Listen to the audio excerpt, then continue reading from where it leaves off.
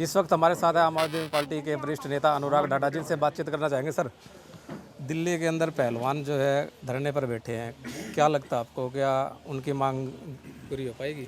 देखिए, बहुत बड़ा अत्याचार है ये और बहुत ही शर्मनाक बात है कि जो खिलाड़ी देश के लिए पदक लेके आए, तिरंगा ओढ़ के जब वो स्टेडियम में घूमते थे जीतने के बाद, तो टीवी पे देख के हम सब गौरवान्वित होते थे, सारी पार्टी के लोग। जब जीत के आए तो प्रधानमंत्री जी ने भी बधाई दी होगी, हमारे मुख्यमंत्री जी ने भी बधाई दी होगी, सारे बीजेपी नेताओं ने छाती ठोकी होगी कि भाई देखो हमने ये मेडल जितवा दिया। आज जब वो मुश्किल में, आज जब उनके साथ इतना अत्याचार हो रहा है, हमारी बहन बेटियां वहाँ रोने को मजबूर हैं, आंसू बहाने को मजबूर हैं, उनके साथ आज वो भारतीय जनता पार्टी और सरकार खड़ी नहीं है, आज उनके खिलाफ खड़े हैं, उनके ऊपर अत्याचार कर रहे हैं। तो ये आज के दिन में हरियाणा के हर घर में चर्चा का विषय है, क्योंकि हरियाणा में का बहुत बड़ा योगदान कुश्ती में, पहलवानी में रहा है, और इसलिए हरियाणा के घर घर में ये चर्चा है कि हमारी बेटियों के साथ, हमारे पहलवानों के साथ अत्याचार हो रहा है। सब मानसिक रूप से, भावना से सब लोग उनके साथ जुड़े हुए हैं, और मुझे लगता है कि ये एक ज़बरदस्त तरीके के जन आंदोलन का रूप ले रहा है। या तो सरकार मान जाए, क्योंकि बहुत जायज़ मांग है, उसको जिस पे लग जाए उसकी तो तुरंत गिरफ्तारी होती है, बाद में कोई बात पूछी जाती है।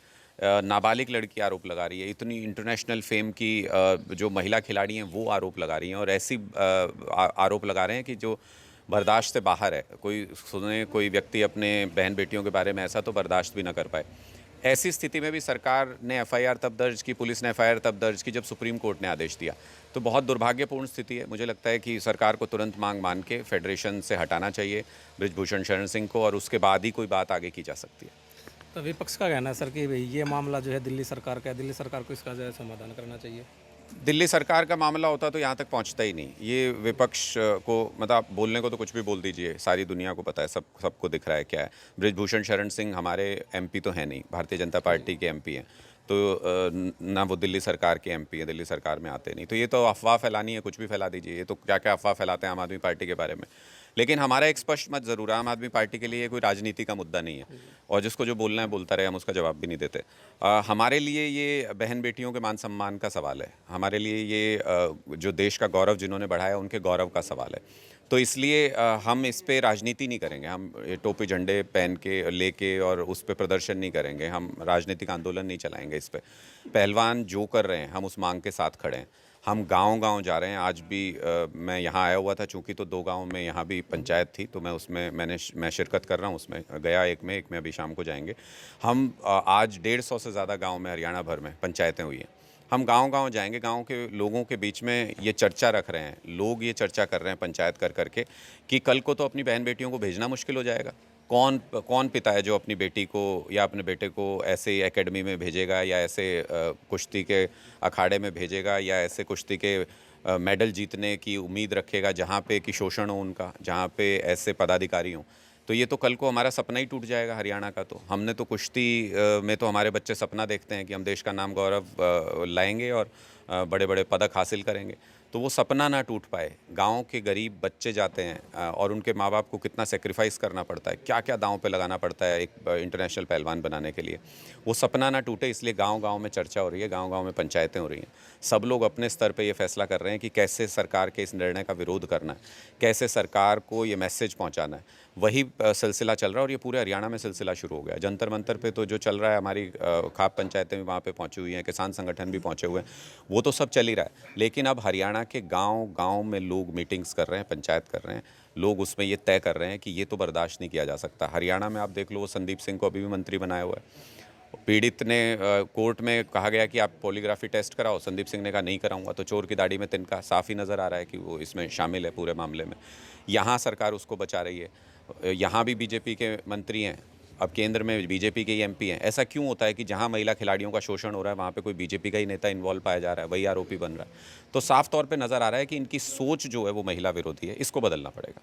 तो सर, आज जो किसान और जो खाप पंचायत है जो वहाँ पर जो आज एक बड़ा फैसला भी ले सकते हैं, क्या उस आम आदमी पार्टी भी इस फैसले के साथ रहेगी? पूरी तरह से। हमने शुरू में ये कहा कि ये हमारे लिए कोई राजनीतिक मुद्दा नहीं है। जो भी पहलवानों को लगेगा कि ये उस दिशा में ले जाना चाहते हैं इस आंदोलन को, आम आदमी पार्टी का एक एक कार्यकर्ता अच्छे नागरिक होने की वजह से, और मैंने उसका कारण भी बताया। भाई जब ये जीते थे तब किसी ने नहीं कहा कौन सी पार्टी के, सब ने सीना ठोका कि ओ मेरे देश को एक मेडल मिल गया, और गौरव से टीवी पे देख रहे हैं तो कांग्रेसी हो, आम आदमी पार्टी का हो, बीजेपी का हो, इनेलो का हो, कोई भी हो, सब ने कहा भाई एक मेडल जीत लिया, एक मेडल जीत लिया। उसमें से एक थोड़ा सा शेयर चुराना कि मैं भी भारतीय हूँ तो गौरव का एक थोड़ा सा शेयर चुरा लूँ, सब ने कोशिश की। आज जब ये मुद्दा है, जब इनको परेशानी आ रही है, तो उस परेशानी में सब नहीं अपना शेयर लेंगे थोड़ा थोड़ा। तो सबको नागरिक होने के नाते जब हमने गौरव महसूस किया उस पल में, तो आज इनकी मुसीबत में भी साथ खड़े होना चाहिए। तो हम नागरिक होने के नाते आम आदमी पार्टी का एक एक कार्यकर्ता जिस दिशा में भी आंदोलन जाएगा हम उसके साथ खड़े हैं। सर, अरविंद केजरीवाल जी ने कहा था कि अगर पैसों का कोई भी जो आरोप अगर मेरे ऊपर अगर साबित हो जाता है तो क्या नाम वो जो उसे मेरे को फांसी पे चढ़ा दे। लेकिन अनिल विज ने उस बयान पर चुटकी लेते हुए कहा है कि घबराए नहीं, जांच अभी जारी है, जांच को प्रभावित, ऐसे बयान देकर जांच को प्रभावित ना करे। अनिल विज जी के पास आजकल कुछ काम नहीं बचा है, मुख्यमंत्री जी खास तवज्जो दे नहीं रहे उनको अपने डिपार्टमेंट में उनकी कुछ चल नहीं रही। कोई लिस्ट भी भेज दें ट्रांसफ़र की, ऊपर से रिजेक्ट हो जाती है। खाली हैं तो खाली मंत्री क्या करेगा? या तो वो बैठ के गाना गाते हैं अपनी भजन मंडली के साथ, रमैया वस्तावैया करते रहते हैं। इतने अपराध बढ़ रहे हैं हरियाणा के अंदर, सबसे ऊपर पहुंच गया अपराध में, और हमारे जो गृह मंत्री हैं हरियाणा के, वो रमैया वस्तावैया गाते रहते हैं। ऐसे आदमी से आप क्या उम्मीद कर सकते हैं? बाकी कल एक कोर्ट का आदेश आया है जिसमें कुछ लोगों को ज़मानत मिली है ईडी के केस में, कथित शराब घोटाला जो बीजेपी कह रही है उसमें साफ तौर पे कोर्ट ने ये लिखा है। आप चाहें तो वो कॉपी भी देख सकते हैं, 85 पेजेस का ऑर्डर है, 85 पेज का। उसमें साफ लिखा है कोर्ट ने, ये जो 100 करोड़ कह रहे थे उससे तो ईडी अपने आप ही पीछे हट गई, 30 करोड़ का कोई मामला लेके आए। 30 करोड़ के मामले में कोई भी रुपए के लेन देन का 1 रुपए का भी कोई सबूत ईडी पेश नहीं कर पाई। कोर्ट ने साफ तौर पे कहा है कि आपके सिर्फ ये कह देने से कि फलां व्यक्ति ने फलां को फ़ोन किया था, फ़ोन पे बात करना कोई अपराध नहीं है इस देश में।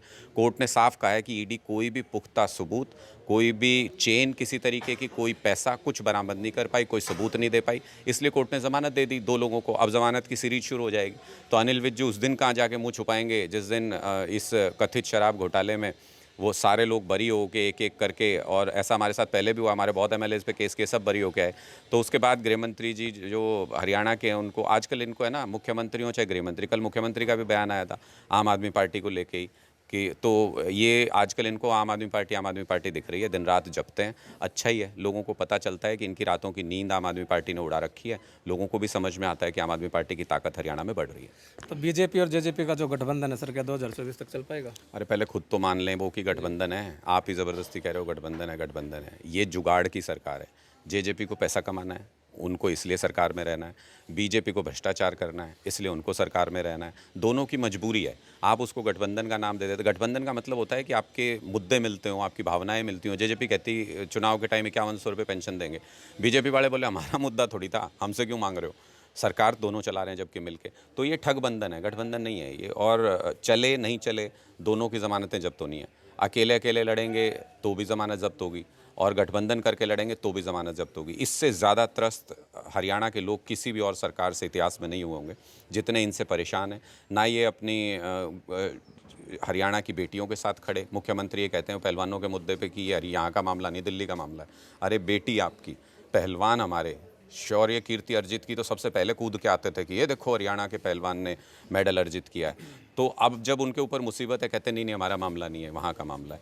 तो ये बहुत ही शर्मनाक स्थिति में है। और आज के दिन में इससे किसान परेशान है, महिलाएं परेशान हैं, युवा परेशान है, हर वर्ग। आप कर्मचारी देख लो वो परेशान है, उनकी बातें नहीं सुन रहे। सरपंच देख लो वो परेशान है। जहाँ जिससे पूछो वो परेशान है इस सरकार से। इनका ऐसा हाल होना है कि ये मुझे लगता नहीं कि राजनीति में दोबारा चुनाव लड़ने के लिए भी इन लोगों को सोचना पड़ेगा। इनकी ऐसी स्थिति होगी हरियाणा के अंदर। तो सर, क्या कांग्रेस और इनेलो का जो गठबंधन की जो चर्चाएं चल रही है, क्या गठबंधन के बाद कोई राजनीतिक में कुछ नया मोड़ देखने को मिलेगा? वो भी वैसा ही ठगबंधन होना है। उनके क्या इंटरेस्ट है? इनेलो और कांग्रेस का क्या मिलता है? सारी ज़िंदगी एक दूसरे के खिलाफ लड़ते रहे। अब क्यों साथ आना चाहते हैं? साथ इसलिए आना चाहते हैं, दोनों को लग रहा है यार बहुत टाइम हो गया, पैसा नहीं कमा पा रहे, तो इकट्ठे आएंगे, कुछ ना कुछ हाथ लग जाए। लेकिन अब लोग इन सारी चीज़ों को समझ चुके हैं। अब लोग इन झांसों में पड़ने वाले नहीं हैं। दरअसल 5 दशक से ज़्यादा हो गए हरियाणा को मिले हुए। कोई मुझसे पूछ भी रहा था कि जी आपकी नज़र में कौन हरियाणा का अब तक का सबसे अच्छा मुख्यमंत्री या सरकार रही? मैं किसका नाम लूँ? आज भी हरियाणा के सारे सरकारी स्कूल बर्बाद अवस्था में। आज भी हरियाणा में कोई अच्छा अस्पताल, ये अच्छी व्यवस्था नहीं बना पाए अस्पताल की। बिजली आज भी 24 घंटे नहीं आती। सड़कें आज भी, मैं आज इधर नलवा की साइड गए हुए थे हम, तो क्या स्थिति है सड़क की, मैं देख के हैरान था। तो किस मुख्यमंत्री या किस सरकार का नाम लें? किसी ने काम नहीं किया। 5 दशक हरियाणा के लोगों के बर्बाद कर दिए, और अगर सही पूछें तो 75 साल देश के बर्बाद कर दिए इन लोगों ने, पैसा कमाया 75 साल में। अब वो नहीं हो पाएगा। अब अरविंद केजरीवाल जी के आंदोलन ने ये तो तय कर दिया है कि अब जनता का पैसा इनकी जेब में नहीं जाएगा किसी भी हालत में, वापस जनता के पास जाएगा, जनता को सुविधाएं मिलेंगी। सर लगातार शहर के अंदर कर्मचारी भी प्रदर्शन कर रहे हैं। एक तरफ तलवंडी राणा के अंदर जो है रोड की मांग को लेकर धरना प्रदर्शन चल रहा है, और एक तरफ सर मील गेट क्षेत्र में भी एक जो है धरना शुरू हो गया है सड़क बनाने की मांग को लेकर कि 1 साल से ज़्यादा हो चुका है, वो सड़क की हालत बद से बदतर हो रही है। क्या कहेंगे इसके लिए? मैं तो कह ही रहा हूँ, इस सरकार में तो सब धरनारत हैं, सबको काम दे रखा है। किसी का फैमिली वो आईडी बना रहे हैं, उसमें गड़बड़ कर दी, वो अपने कागज़ लेके डीसी ऑफिस में खड़ा हुआ है। किसी के साथ युवाओं को कह दिया 4 साल ही मिलेंगे तुमको सेना में नौकरी करने के लिए, तो वो बेचारे अब उनका मोह भंग उधर से होते होते धीरे धीरे संख्या कम हो रही है एकेडमीज़ में सब जगह पे। अब जो भर्तियाँ हैं वो निकाल नहीं रहे, निकालते हैं तो त्रुटियाँ होती हैं, कोर्ट में मामला चला जाता है, रुक जाती हैं भर्तियाँ। सारे तो आंदोलनरत हैं। जो कर्मचारी हैं उनको ओल्ड पेंशन देने को तैयार नहीं है, जो सरपंच हैं उनको उनके अधिकार देने को तैयार नहीं है, जहाँ चुनाव होने हैं वहाँ चुनाव कराने को तैयार नहीं है। ये भारतीय जनता पार्टी की सरकार हरियाणा के अंदर पॉलिसी पैरालिसिस की स्थिति में आ चुकी है। ये कुछ डिसीजन नहीं ले पा रहे, और ले लेते हैं तो इम्प्लीमेंट नहीं कर पा रहे। इनको अपना लास्ट टाइम नज़र आ गया है, अंतिम समय नज़दीक नज़र आ गया है, तो इसलिए पॉलिसी पैरालिसिस है। और ऐसी स्थिति जब आती है तो उसमें हर वर्ग, हर व्यक्ति परेशान हो जाता है, क्योंकि उसको समझ नहीं आता मेरा काम क्यों नहीं हो रहा। सरकार तो है, मेरा काम क्यों नहीं हो रहा। वो स्थिति ये है कि लोग तो एक्सपेक्ट कर रहे हैं काम। अब जन संवाद में मुख्यमंत्री अपनी हंसी उड़वाते फिर रहे हैं, बोले कि 2750 रुपये पेंशन हो गई। नीचे वो बूढ़ी माई थी, उन्होंने कहा कि 3 महीने से तो वही 2500 आ रही है, क्यों झूठ बोल रहे हो यहाँ बैठ के। तो सारे लोग हंस रहे हैं उनकी सभा में, जन संवाद में अपनी जगह हंसाई करा रहे हैं मुख्यमंत्री, जिनको ये नहीं पता चल क्या रहा है उनकी सरकार में। मुझे लगता है कि ये 1 साल ऐसे ही जाएगा, पॉलिसी पैरालिसिस की स्थिति में जाएगा, क्योंकि ये डिसीजन लेने की स्थिति में नहीं है। इनको पता है कि लोगों का विश्वास खो चुके हैं ये। सर लास्ट सवाल, 2024 की आम आदमी पार्टी किस प्रकार से जो तैयारी चल रही है, किन मुद्दों को लेकर जो अब की बार उतरेगी? हमारे मुद्दे बहुत स्पष्ट हैं। 75 साल से जो सुविधाएं इन्होंने हमसे छीन के अपने जेबें भरी हैं, भ्रष्टाचार किया है, कमाया है, वो सारी सुविधाएं अब लोगों को देने का समय आ गया है। अब भारत के विकसित देश बनने का समय आ गया है, और हरियाणा किसी आंदोलन में कभी पीछे नहीं रहा। जब ये विकसित देश बनने का आंदोलन भारत का छिड़ा है, तो इसमें हरियाणा बहुत अग्रणी भूमिका निभाएगा। हम 2024 में हरियाणा के अंदर आम आदमी पार्टी के जिस तरीके की सरकार बनेगी, वो एक नज़ीर साबित होगी, एक एग्जाम्पल बनेगी पूरे हिंदुस्तान के अंदर। वहाँ से एक बड़ा आंदोलन चलेगा, और आम आदमी पार्टी नेशनल लेवल पे भी, आप देखिए नेशनल पार्टी बन गई है। पूरे देश में, हर प्रदेश में संगठन तैयार हो रहा है। हम एक बड़ी लड़ाई, पूरे देश में किस तरीके से बड़ा बदलाव लाया जाए, उसकी एक बड़ी लड़ाई लड़ रहे हैं। हरियाणा उसमें अपनी बहुत महत्वपूर्ण भूमिका निभाएगा। तो सर मेयर के जो चुनाव होने जा रहे हैं पूरे हरियाणा के अंदर, तो उसके अंदर भी भागीदारी करेगी आम आदमी पार्टी? आम आदमी पार्टी तो हर चुनाव में, इसके बाद जो भी हरियाणा में होने जा रहा है, हम हर चुनाव लड़ेंगे, पूरी मजबूती से लड़ेंगे। निकाय के हों, मेयर के हों, लोकसभा चुनाव हों, विधानसभा चुनाव हों, हम पूरी मजबूती से सारे चुनाव लड़ेंगे, अपने सिंबल पे लड़ेंगे। और लेकिन आप सरकार से तो पूछ लीजिए चुनाव करा रहे हैं कि नहीं। ये तो मेयर पता नहीं कितनी बार बन के चले गए। ये डरती है सरकार चुनाव कराने से, लोकतंत्र से डरते हैं। अभी ये कह रहे थे गुड़गांव फरीदाबाद मानेसर के चुनाव कराएंगे, अब कह रहे हैं सितंबर में कराएंगे। ये सरकार चुनाव से डरती है, लोगों के बीच जाने से डरती है। सरपंचों की पावर छीनने का कारण क्या? यही तो कारण था। जो आदमी बीजेपी का झंडा भी किसी ने अपने घर पे कभी लगाया हो, जिसने बीजेपी के लिए कभी वोट मांगा हो, उसको सरपंची की सीढ़ी नहीं चढ़ने दिया गांव के लोगों ने। बौखला गई सरकार पूरे तरीके से कि कोई बीजेपी का आदमी तो सरपंच बना ही नहीं कहीं पे पूरे हरियाणा के अंदर। इसलिए बौखलाहट में उन्होंने ऐसे कदम उठाए, उनकी पावर्स छीनी। तो ये लोकतंत्र में ये कोई चुनाव लड़ने की स्थिति में आज के दिन में नहीं है, ये घबराते हैं चुनाव से आज। तो ये थे हमारे साथ अनुराग ढांडा जी। इनका साफ तौर से यही कहना है कि आम आदमी पार्टी जो है अब की बार जो पूरी मजबूती के साथ जो है चुनाव लड़ेगी। पंजाब केसरी टीवी के लिए हिसार से विनोद सैनी।